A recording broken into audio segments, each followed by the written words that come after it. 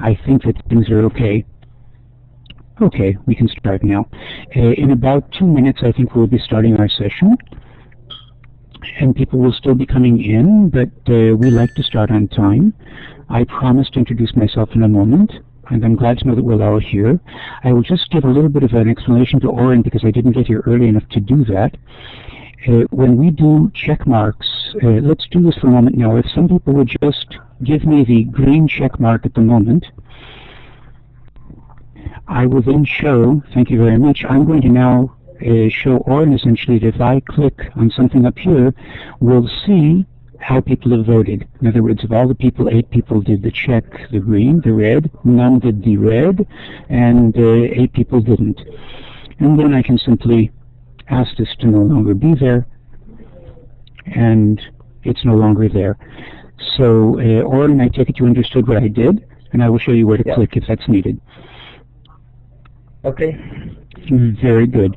I am, however, going to take away the microphones of the people here, except for those of us who are with microphones with us. And in a moment, I will explain to everyone how we're going to start. So in another minute and a half, I promise we will get underway.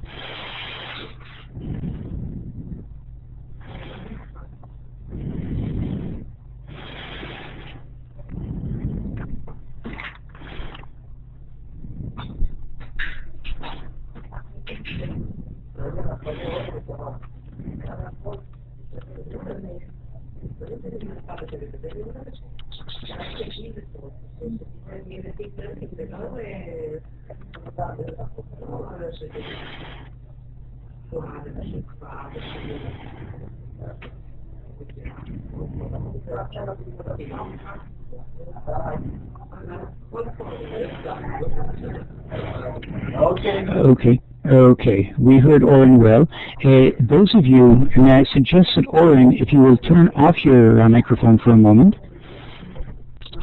then we won't hear the noises in the house at the same time. Yeah. Okay, your microphone is still open.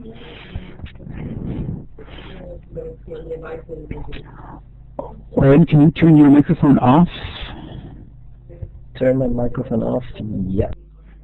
Okay, thank you very much. I'm going to wait until the 20th person shows up, and then we're going to start our evening. If I'm sure that in another couple of seconds, and we'll do that.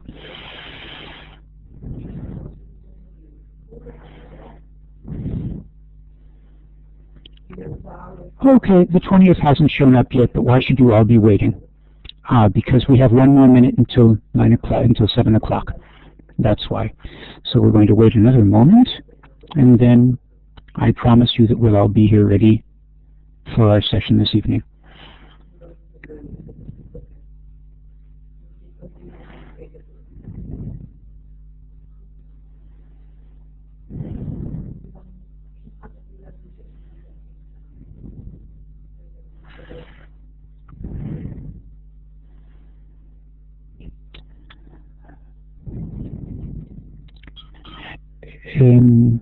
I think or odd that we don't really need it, but go ahead. Would you just turn yours on, and we'll hear if we can hear you. Can you hear me? Yes, we can. Oh, okay. Very good. Okay, so I would like to start our evening, if we may. The recording has already started.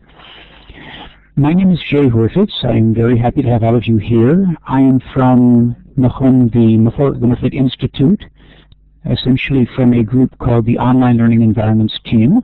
And we, along with the International Mofet arm of Mofet, about once a month hold Illuminate sessions in which we attempt to bring important issues to the teacher community or the teacher training community. And this evening I'm very, very pleased that we will be hearing a presentation from Dr. Oren Zuckerman, along with 2 friends of his, comrades of his, or Ad, whose last name I forget at the moment, that Oren will tell us in a moment, and Ori Schaffman. And we'll be hearing from them about use of Scratch, which I think we will all find very, very impressive. I am sorry if there's an echo. If you'll turn your sound down a bit, perhaps it will help, because I'm very, very low down. I would like to start by reading two short things that I read this week in various blogs that I read. The first is by Dennis Harper. He's the founder and the chief executive officer of a group called Generation Yes. And he writes about kids. He writes about kids controlling technology being much better than technology controlling kids. Harper writes, technology in today's schools typically is doing things to students, e.g., keeping them off the internet, drilling, testing them, and presenting videos to learn in prescribed ways. This is not necessarily bad, but students using technology to create understanding and knowledge is far better. The early years of educational technology saw kids creating art pixel by pixel, programming in BASIC, making decisions as they traveled the Oregon Trail, and becoming mathematicians with Logo. Kids need to construct more and be controlled less. And I think that the presentation this evening that we'll hear is a very, very good example of what Harper meant. But today, just about 2 hours ago, I read something by Will Richardson, who is a well-known edu-blogger who deals a great deal with blogs and with wikis in education. And it turns out that he just this week read Mindstorms by Seymour Papert for the first time, though he's been a teacher for perhaps 30 years. Richardson was amazed by the things he read there, and he wrote, "The irony is that the first edition of Mindstorms was released in 1980, just a year before I decided to go back to school to get my master's and become a teacher.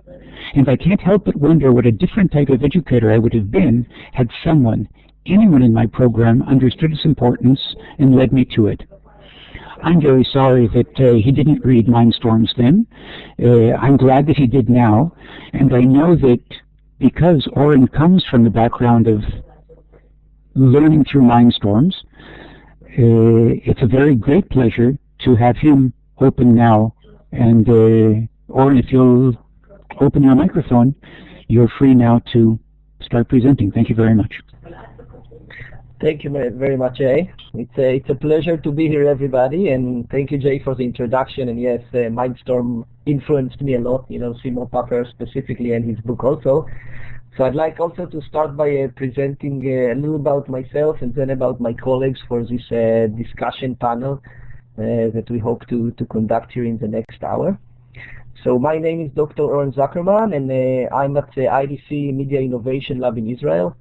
And I earned my PhD and master's at the MIT at the Media Lab, and that's where I was involved with the Scratch philosophy and the playful invention and technology for kids community in general. And my PhD supervisor was Mitch Resnick, which I'm also going to talk a little about at the beginning of my presentation. And with me here on the team is Orad Weisberg. Hi, Orad. So Orad is with us, and he's going to also present a little bit after me. And Orad is the head of the Scratch Israel initiative that we founded at IDC a few years ago, and he's really the moving spirit behind it. So you'll hear more from him. And also with us on the team is Ori Schafman. Hi, Ori. So probably his microphone is closed, but you'll hear from Ori also towards the end of the presentation. And Ori is representing the homeschool community and this aspect of informal learning that I'm sure a lot of you are aware of and know about, and we hope to have an active and lively discussion towards the end of the presentation. So I'll start with the presentation itself. Jay, do I need to click and make it full screen or something, or I just go ahead from here? Just continue from there to the next. It'll be fine. Okay. So the first thing I wanted to ask before I start is to make a little poll between all of us, because I want to explain a little about the Scratch tool and what is Scratch, and I want just to ask a quick questions to all of the participants who already knows the Scratch tool, the Scratch environment. So Jay, if you can ask the question to everyone, we can see what the answers are.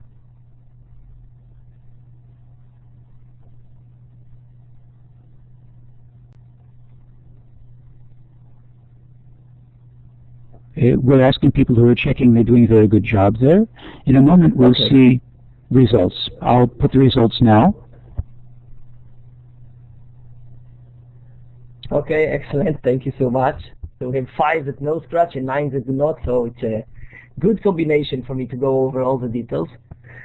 So in the first slide, we see the definition that we chose for the topic of today, playful digital learning, and the case study of the Scratch program in primary schools in Israel. And as I said, the 3 of us are the presenters and the panel participants.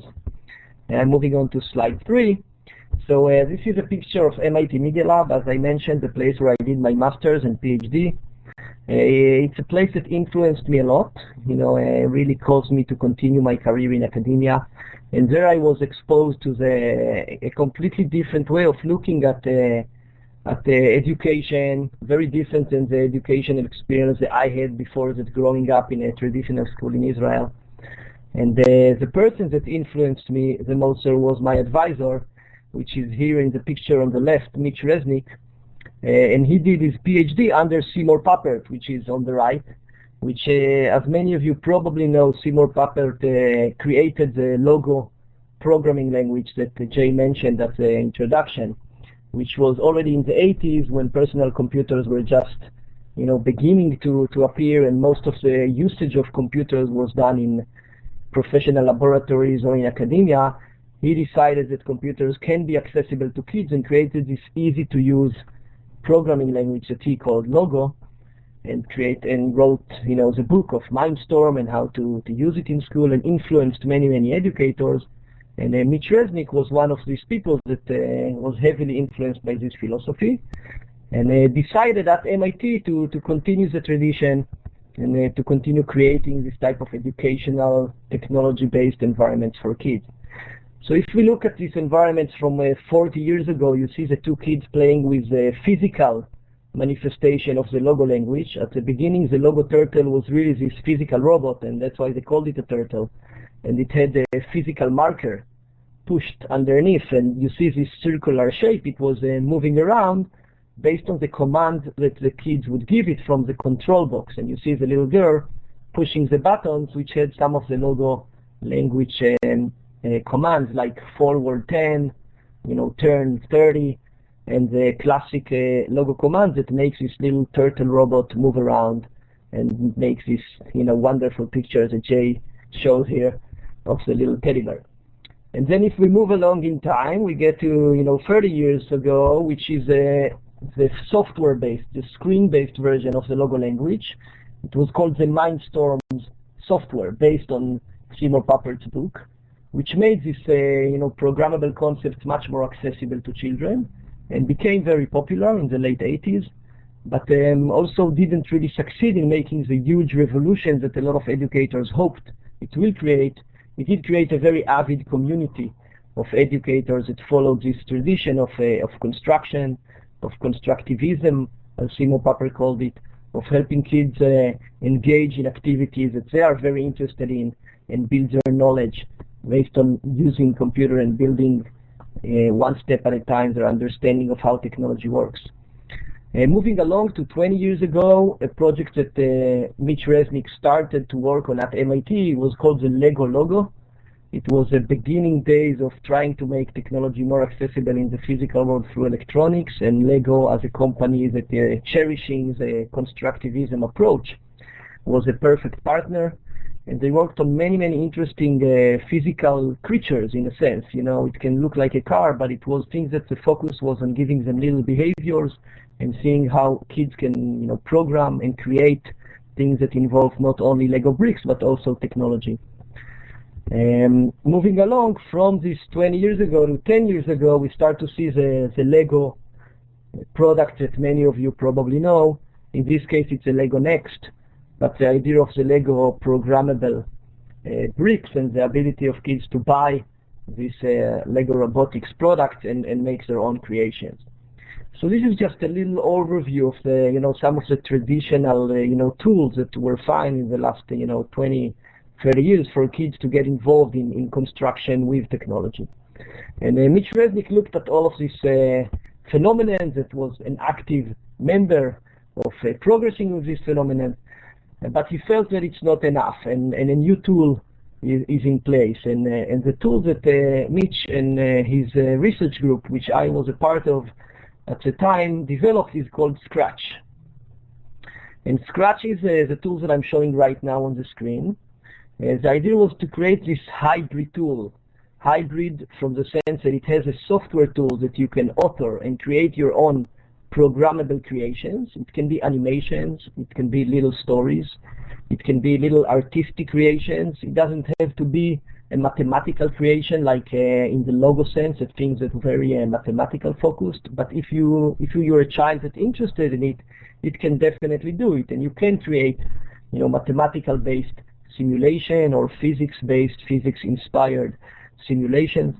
And the vision that Mitch came with was basically connect, completely open, and anyone can use it, and it's fascinating to see the distribution. So again, the key ages are here.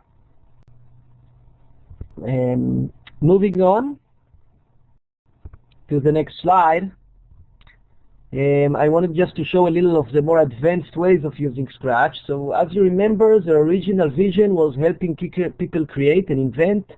And this means not only limit creation to the digital on-screen world. Creating physical interactive stuff is really cool and really fun, and we do want to see more and more kids involved in using these tools, and that's why the Scratch board was created. You see the picture, and it's a board that you can create to USB, through serial protocol, and make very cool interactive experiences. You have the sliders there on the left that you can slide and, for example, make a little character that jumps up and down based on the slider. There is a microphone that's called a sound sensor over here, so you can create something that when you clap or when you shout or when you sing, again, a little ball is going to fly in the air, or a little character would start to shake and dance. A button here that allows you to create button-based interaction, a light sensor which changes with the intensity of light. So all of the little cool things that you can do with advanced electronics with the Scratch board, you can do in a very easy to use way, just using the Scratch blocks and connecting them to the physical world. And in the next slide, again, some of the projects that there's still the team of Mitch Resnick's team at MIT is still working on and continuing to work. They think about one laptop per child and other, tablets and cheaper devices, mobile phones and smartphones, and try to make Scratch available to additional platforms and not only to regular PCs.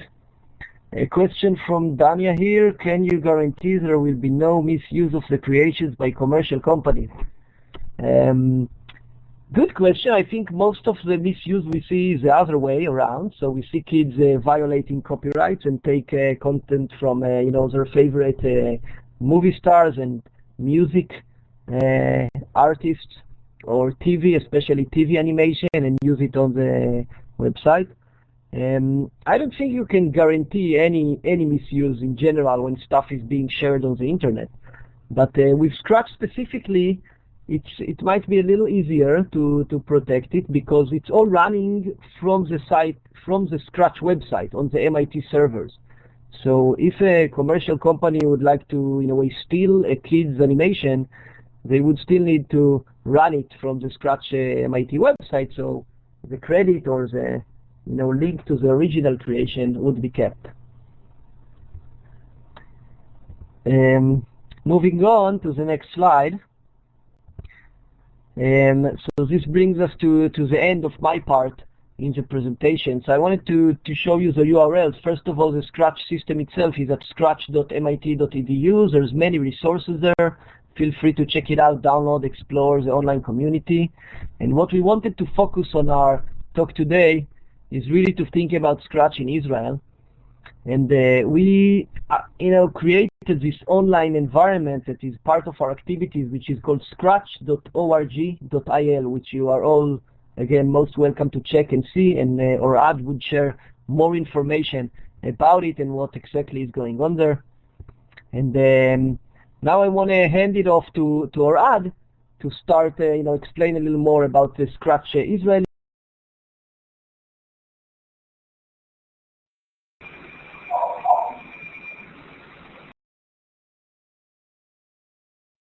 Orad, you're going to try and speak now? Yeah, I just cannot hear nothing. So hello everybody, can you hear me? Yeah, okay. I want to talk a little bit about the activities in Israel that are not related to us, to our project. As you can see, there are scratch workshops from south to north, many activities both in formal education and informal education, from after hours curriculums and afternoon seminars, and many schools working with Scratch software. Also, the Weizmann Institute in Israel is working very hard with the software. They wrote a book showing Scratch as a tool for introductory to computer science, to the computer science world. Our project is a bit different approach than Weizmann Institute. We see software as a tool for self-expression, for new way of encouraging innovation and encouraging creation with kids. The project is entirely, this is me, by the way, hi everybody. All the volunteers in the project are students at IBC, yeah, this is me. Yes, so as I was saying, all the volunteers in the project are students at IBC, some of them from communication, some of them from computer science, some of them from business schools. And the idea is that the project is separated into three separated teams. One group of mentors working with the kids throughout the workshop. Another group is support materials. They are writing all the content for the workshop themselves. Also, they are uploading to the website many video tutorials and aids for teachers. And the third part of the project is the online presence team, who are responsible for managing our website, our Facebook, and our entire online presence. So our challenges with the project were three parts. First one was trying to crack the formal education learning. The second one was trying to increase diversity. And the third one tries to build a community, both online and offline community, of course, aiming to the Israeli community. So, as I was saying, we started working with Brendais Elementary School with 6th graders. We tried to build a year-long curriculum. We had the ratio of about 1 mentor for 5 kids. We found that this ratio works pretty good. Every workshop began in class. We showed them a couple of projects, explaining them what we're going to do today, showing them the examples, taking some questions, and only then we moved everybody to the computer lab, start working with software. Every couple of minutes we stopped the kids to show them on the board, show them how there are different approaches for each task. We gave them a bit open-ended task, so they will have a room for creation and room for creativity. And every time we show them on the board, we bring other kids to the board to show them what they've done so far, thus inspiring other kids to create and to share the project. Our curriculum actually was based on a couple of layers. The idea was that once we have the first 3 workshops, we give the kids enough basics and enough background so that they can start working and exploring on themselves with the website. So as you can see, we gave them in workshop 1, 2, and 3, we gave them all the basics they need, how to work with the software, how to use the user interface of the software, also how to work with the website, how to explore the website, how to remix. Workshop number 4 was paper prototyping workshop. I will talk about it in a minute. And the last 3 workshops were independent projects where we gave the kids the freedom to choose their own subjects and to do whatever they want. The idea was trying to combine both content based on the children's world and also content from teachers and try to incorporate school-related materials. And this is actually what we did in workshops 4, 5, and 6. So I want to talk a bit about the paper prototyping workshop. The idea was to give them the option to explore and to see how to build a game and what are the building blocks of a game. So in class, with no computers, we took one very familiar iPhone game called Temple Run, and which is, if you don't know the game, it's about the character running and collecting coins and avoiding obstacles. And then we asked them, okay, what are the building blocks of the game? So the kids shouted, they said, there is the main character, they try to avoid obstacles, there are coins, and this is how the basic game goes. Thus, we show them how you take a game, a bigger game, and you separate it into building blocks. And once they saw the process,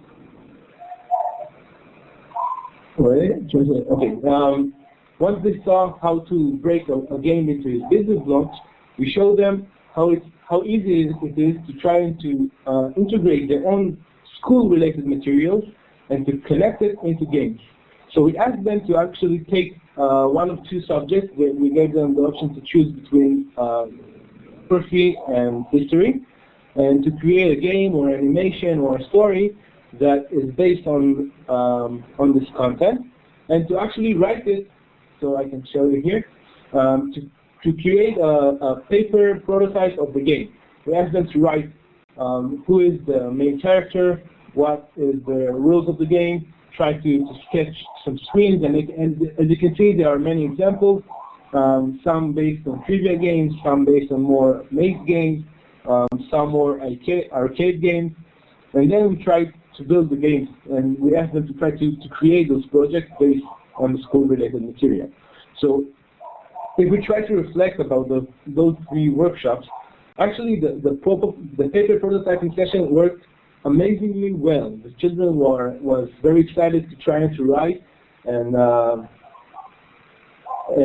the same idea was, one of the problems was that the kids went too far with the imagination, and we didn't get to build all the projects they wanted.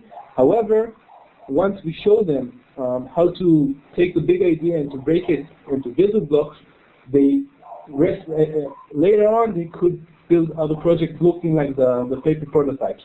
And then they sent us different projects showing us, like, this is our paper prototype, look what I made, and we show them on the website. If we look about the entire working with trying to crack the school and the formal education challenge, one of the hardest things to do was to try to overcome the logistic issues. Every time we didn't have enough time. We had 45 minutes, and by the time we began, and all the kids sat down, and everybody was being quiet, it took too long, and it wasted too much time. Also, one of the problems is that we had too much time between each session. Due to students volunteering, and because they are students, they had very limited time windows to do the workshops. And unfortunately, the kids, because it's been too much time between sessions, the kids forgot some parts and forgot how to use it. And every time we need to start, I won't say start from scratch, but we go over the same material. So let's go on. One of our other goals was try to increase diversity and to work with as many kids as possible. We tried to do a workshop with Meta program, which is program for practical engineers aged 17 to 21. Actually, we were surprised by how much they love the software and how much they enjoy working with it. Unlike younger kids, since they knew what they want to do and they had in mind, they knew many iPhone games and computer games, so everybody almost knew what they want to do, but showing them the process of going from imagine to create was very hard for them. And as you can see in the picture, our mentors worked very hard in the session, but the feedback were amazing. We also work with children with mental illness. We had a very special workshop in an institute called Best Exchange. We were 3 mentors with 8 kids, working with them, trying to showing them software. Actually, this workshop worked pretty well, and we are trying to build a mentors team from psychology schools to go and work with them in more study manners and repeating them over and over again. Also, we work with gifted children, we work with gifted programs, and with a homeschool group. I must say that the homeschool group was very fun to work with. The kids were very experienced, willing, and were very patient.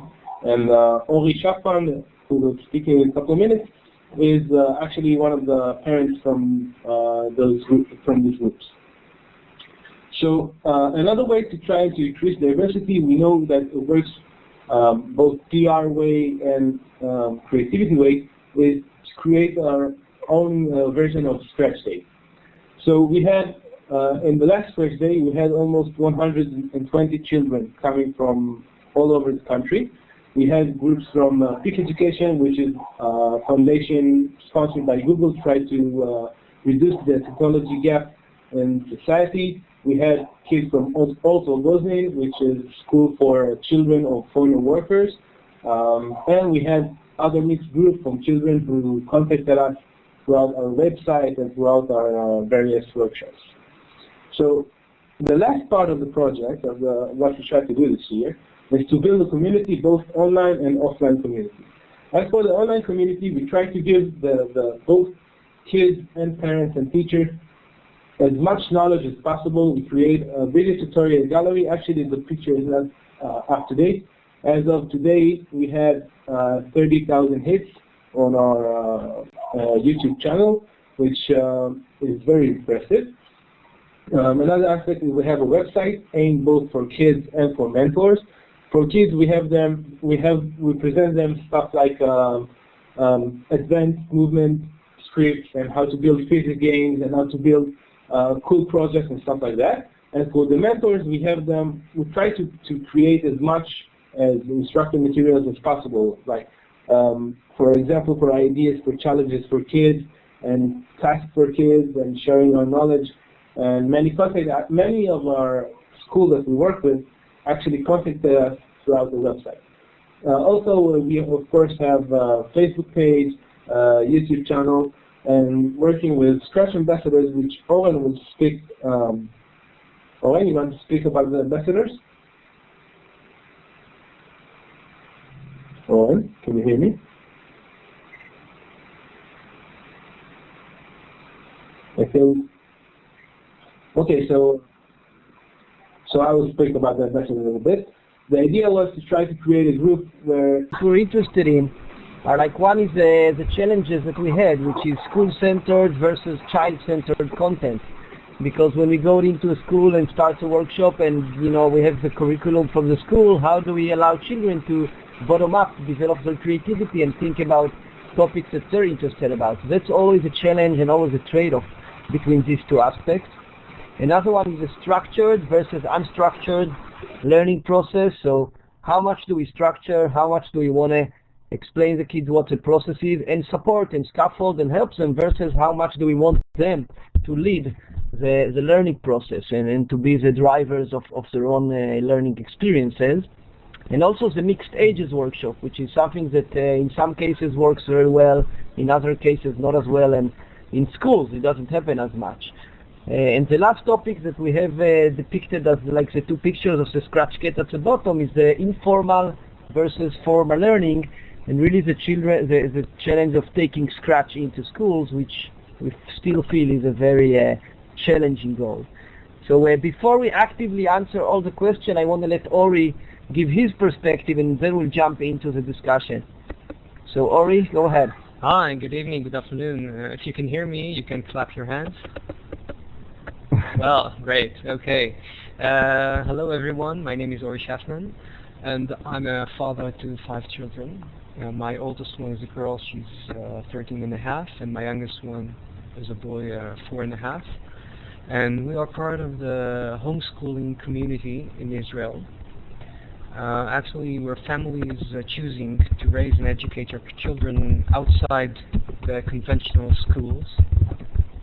Our group is quite heterogeneous. We have some homeschooling, we have some unschooling, we have semi-schooling, we have a variety of families. Our family actually is homeschooling, and we combine different ways to give our children a sporting environment to learn by themselves, while giving them some basic guidance tools and direction if needed. We have also people in the community that choose unschooling and let the children define by themselves the goals and the areas that they want to learn and to develop by themselves. Actually, we met Scratch about I think a year or more ago, and we found it a very useful and very effective tool to combine with our homeschooling, to have an additional learning and investigation and deepening to our children. And it's quite different than the standard use of computer. There was a question before about Minecraft, and if you compare it to Minecraft, let's say you're playing a game, you have many possibilities you can create, you can do, but you're limited to the creator's vision or environment. Scratch actually gives us an open environment to do absolutely everything. If Oren mentioned games and animation, anything. Yes, we have some issues here.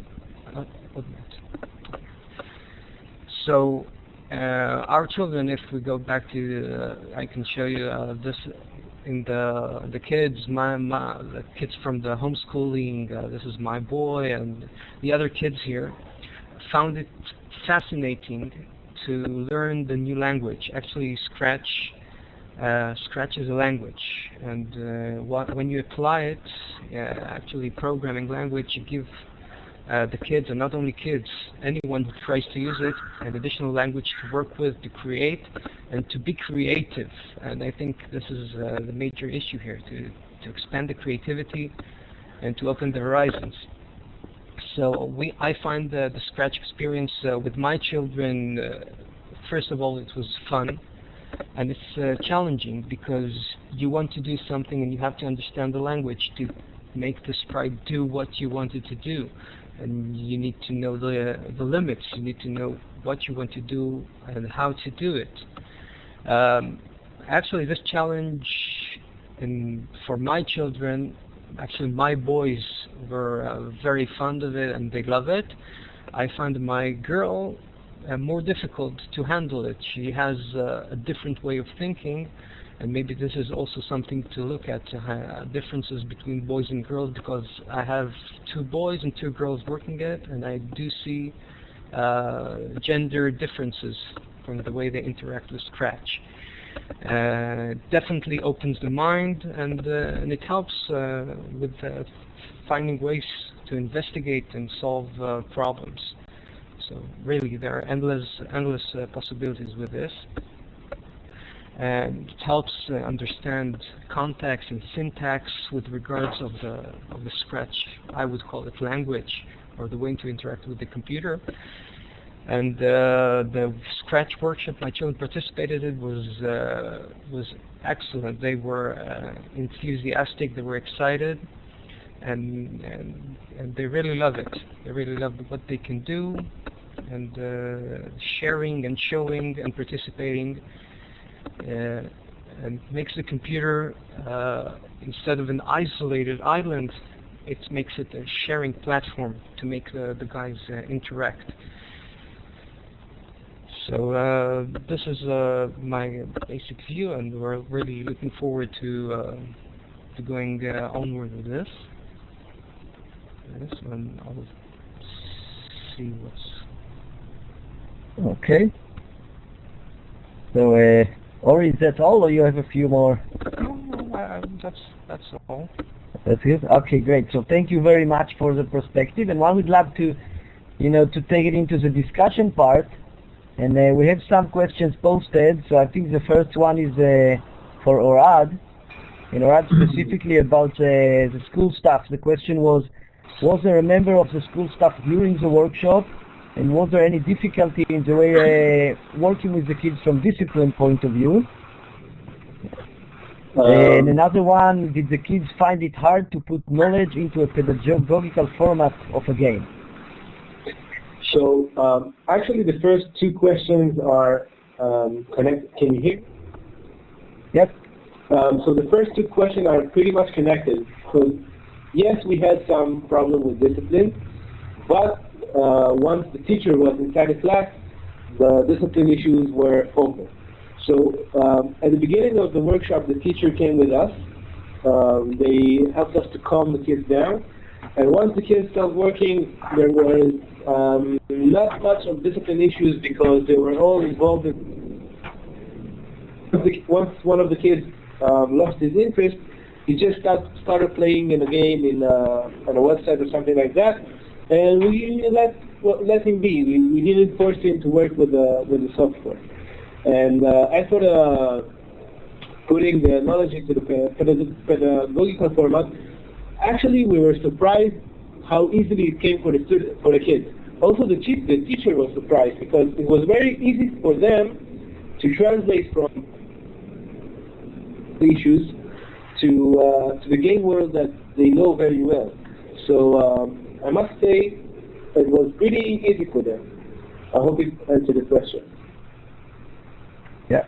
The question was written by Sarah, so Sarah, if it's not didn't answer your question, please write another one. And Lisi asked, did kids work with each other or individually? Some of them work individually, some of them work in groups. So actually we had one of the, in Brendais Elementary, in one of the workshops, 5 children. Each group was both mixed of boys and girls. And I know it's a bit stereotypical, but actually this is what happens. The boys work on the code, and they work on creating a game and creating the rules of the game and the logic of the game. And the girls created the costumes, the backgrounds. They recorded the sound for the entire game. And we had some mix and match. We had both individual and both in pairs or in teams. Okay. If I may, this is Ori. Also, another very interesting aspect is that it's not a teacher teaching Scratch; it's a mentor, and the mentoring and the way it's done as a mentoring, I think it's more effective to the children's learning abilities and understanding and implementing what they hear and mentored to do, and they are not taught, they are mentored. And I think that's quite a difference between teaching and mentoring. Yeah, let me also emphasize on what Ori just said, that what we do in Scratch Workshop is mentoring, which means that we let the kids start, based on a loose Scratch structure that we give them, and then we walk around, and if somebody has a question, we help, and if they don't have a question, we let them continue to work on their own. And that sometimes really helps also from discipline point of view to keep them very engaged in advancing their own process. We have a good question here from Rachel. She says, as exciting and progressive as it sounds, how does learning in a child-centered, unstructured and mixed age group combines later on with formal higher schooling requirements? So I want to start answer this for a second, and then Orad, you can continue. So I think it gives them amazing tools for the kids to start to understand what deeper learning is, how to lead their own learning, which is something that they need to do later on in many, many ways, both in school and out of school.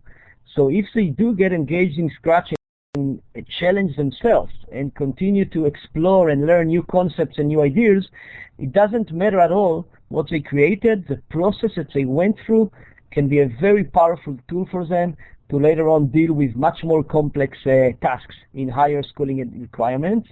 And I can even tell you, as a professor in academia in Israel, and teaching BA and MA level students, which I also use this philosophy of teaching in my own teaching and try to get students as much as hands-on involved and do like bottom-up invention, is something that it's not easy for them at all, because they're so used to the top-down structured learning from school.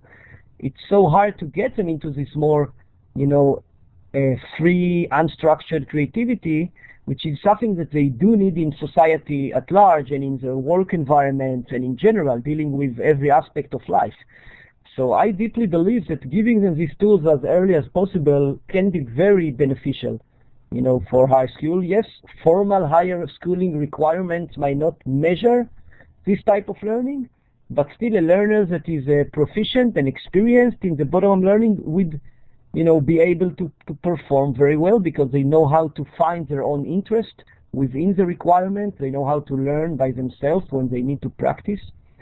So that would be my perspective. I don't know, or Ad, do you want to add? Actually, that's one of the issues that we have when we talk to teachers about the software, since most of the teachers see that the goal is to teach Scratch. And we try to show them that that's not the point. Scratch is a tool. Scratch is a tool, and the content is very open. So actually there is an option to teach the regular school-related material using Scratch. We have many teachers telling us how to use Scratch to teach geometry, to teach history, to teach literature, and it's just another tool in the toolbox that we give the kids. So I think it prepares them by actually introducing them to a very, very, very powerful tool. I hope that answers the questions. And if I may I add some of my thoughts? Sure, go ahead. Okay, in my opinion, this is Ori speaking, age segregation in schools is very convenient to the system, but I think it harms many of the students because, as all of you know, not everyone advances in the same pace, and maybe it's okay for some of the students, but some are the pace is too slow, for some the pace is too fast, and most are getting harmed with it. What I see with the homeschooling community, when there's sometimes age groups that do advanced school learning, but when there is no age segregation, what I see is that the older children are much more caring and attentive to the younger ones, and they tend to mentor them more and to see their needs and to help them. And I think this is very important. What I see also with my children, my oldest ones, when they go to learning groups with children a little bit older, a little bit younger, I think everyone gets the benefit of it rather than segregating the kids to the same age level. Yeah. I'm going to jump in for a second, if I may. Or if I may for a moment, I'm going to jump in.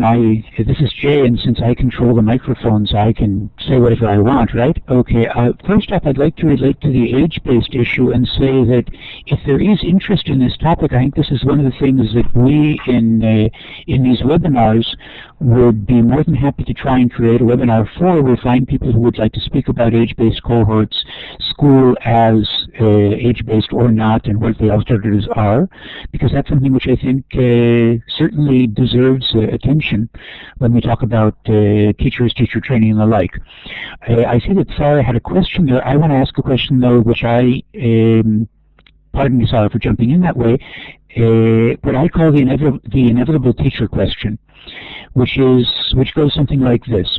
Okay, sure, we all know that this is fun, the kids are enjoying themselves, but have they learned something they can transfer to another place? Can they then use what they learned later on in some way which will then show up, here comes the drum roll, in the standardized tests which they have to take?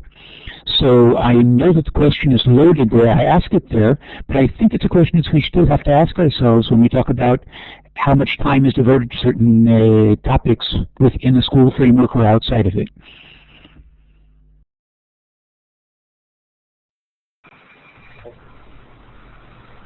Colin, okay, thank you. No, go ahead. So as I said, Jay, I think when you look at the bigger picture, what the children get when working with Scratch, I think that stuff like things like creativity, things like logic thinking, things like problem solving, things like hierarchy and the ability to take something that is big and to break it into its elements. I think it also shows in different aspects. Like if you work with the same process, one kid age 7 or 8 or 9 can build a game. Sometimes some kids like to work in groups. It depends on the project, it depends on the task in hand, it depends on the patience the kids have. It's different in every session. Okay, thank you. And Tanya asks a very interesting question here. She says, it seems the children don't like to be told what to do, but they would like to have a sense of a structured direction, which I agree. She says it doesn't mean that they cannot also explore on their own and be responsible for their own learning process. Moreover, collaboration and sharing between students contribute a great deal to the learning process. So I totally agree. I think for the structure versus unstructured, what we do, for example, is give them a structure. Every of our workshop sessions have a structure, but the structure is very carefully planned to allow them to create and contribute and explore and feel that they do what they want within it. So for example, I'll give you just one quick example. When we start, the first workshop, the first session that we do, we ask them just to create something that moves from left to right, and something surprising, it happens to it in the middle. So that's the structure that we give, and the structure gives them a way to start, but we didn't tell them exactly what to do. They can really develop it to anything they want, and over time we saw that this very loose structure was very, very effective. So I think giving a structure to kids is key, but giving a structure that is carefully planned to allow them to develop, grow, create, explore within it. Another question here from yes, anybody want to add? I just want to add that in the same matter, there is no problem to give them the instructed and to give them a specific instruction, but you need to be aware and to be noticed that there is nothing wrong if the kid works on something that is not connected to the instruction given. If the kids want to work on a different project, as long as they create and as long as they explore, we think that there is no problem with it. Yes. A question from Yeshi: up to what grade do you recommend the Scratch to be taught to students? So, Orad, what would be your thoughts? I think there is no definitive answer. We work with kids, but with students aged 20, and they had as much fun and as much enjoyment as kids aged 8. So I guess as long as you plan the workshop properly, every age is appropriate for it. Yeah, I agree with that. I think one limitation that we have in Scratch is that the software design looks childish. And for some kids, like teenagers, depends, what style they have and, how critical they are, but can see it as something that's too childish for them just from the look of it. If they would get over this barrier and would really engage with Scratch and start to create something, they would definitely see how advanced it can be and be engaged in it on a cognitive and creative thinking level. But something in the software design itself, I would say, kids over 14, 15 needs to get the right introduction in order to feel comfortable with it from design point of view. Another question from Sarah: what do you say to a child that insists she is not creative or says, I can't draw? Does that ever happen? So maybe I will start for a second. Yes, it happens a lot, and it's very challenging, and it's a very good question. Usually, this happened to me with many workshops that I did still in the States at MIT. And especially kids says, I don't know. Most of them saying, I can't. They say, I don't know. I ask them, okay, what do you want to do? Let's do something that you're interested in. And they say, I don't know. And the strategies that worked really for me is just keeping quiet. Just not saying anything. And just, you start by saying, okay, try to think about something that you want to do. And I'm just keeping it quiet. And, for us as adults, it seems very stressful to keep quiet for 30 or 40 or 50 seconds. But for the kids, really, they're going to start thinking. And at some point, after a minute or so, they say, okay, for this specific kids that I worked with, after a minute, he says, I like basketball. Okay, so I said, okay, let's do something, let's do a basketball. And, and created a little basketball game there. And we found a little ball in the image library and started to work with it. So I would say to scaffold and to work with the kids is one of the best strategies to be patient and to not stress them and to let them find, you know, the need and the passion within them in their own pace. Now that says, in the tool itself there are many ways it helps. So if a child says, I can't draw, so instead of insisting, we can say, okay, let's use the library and the image library and find different characters or different images or different pictures that can help you create little animations. And if you don't have any idea, that's fine as well. Scratch, for example, in the tool itself has this little question mark button, which is a surprise item. So if a child says, I don't know what to do, I'm not talented, I can't draw, I say, okay, just click this button with the question mark. And when he clicks the button, a surprise item pops from the library, and then they say, okay, it's a car, let's do something with a car. It's a ball, let's do something with a ball. And then the ideas start to flow. So again, my answer would be not to insist and not to push, but to either be quiet and let them, you know, develop on their own, or find another route that's going to help them start working on it. Ori or Ad, anything to add? No, I have nothing to add. Okay.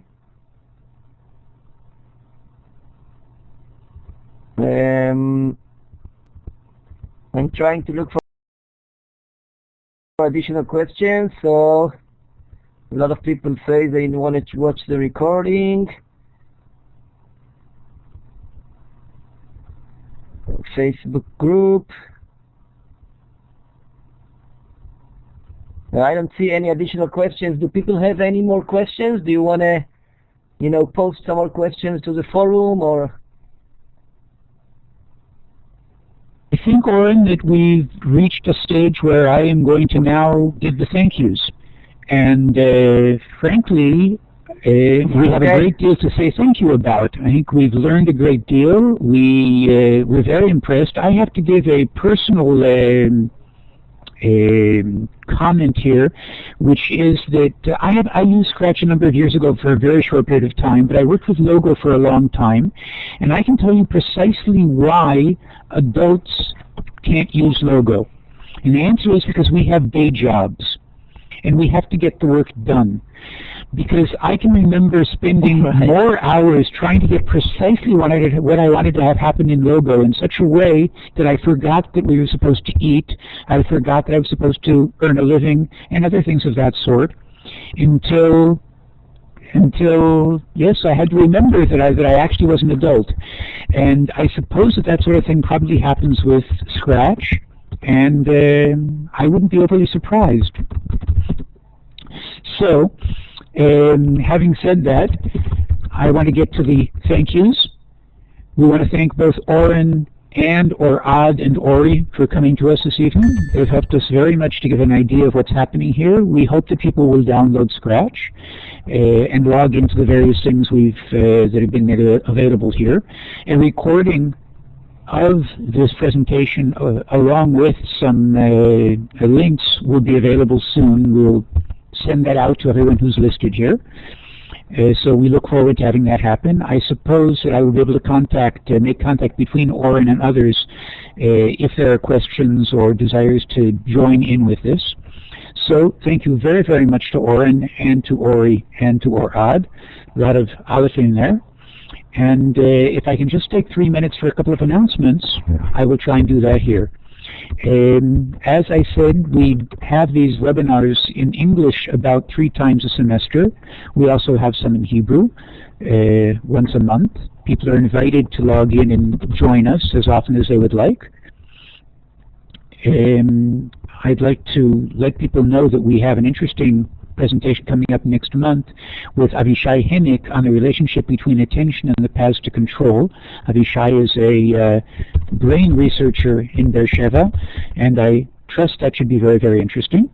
If any of you overseas would like to come to an interesting study tour on ICT and education, we'd be more than happy to have you sign up for this. It'll be in March, and since I'm working on that, I'd love to have you do that.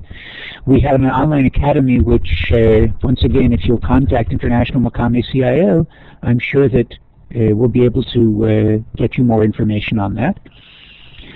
Our next session in Hebrew sessions in Hebrew session will be on what's called Yomim Mekuvanim B'Batei Sefer. Very well worth it. This will be in December, just a week and a half or a week from now. And I mentioned Avishai Hennick already, coming up after that.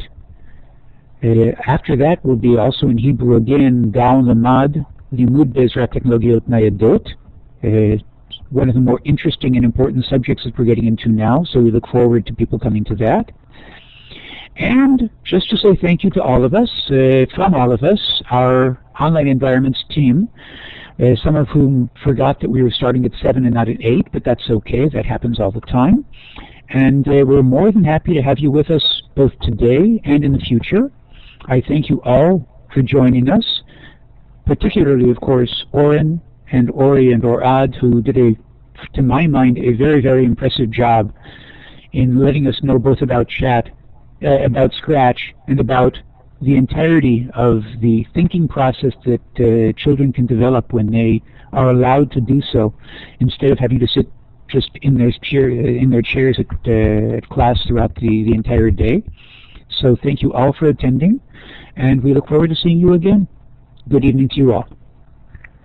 Thank you. Bye-bye, everyone.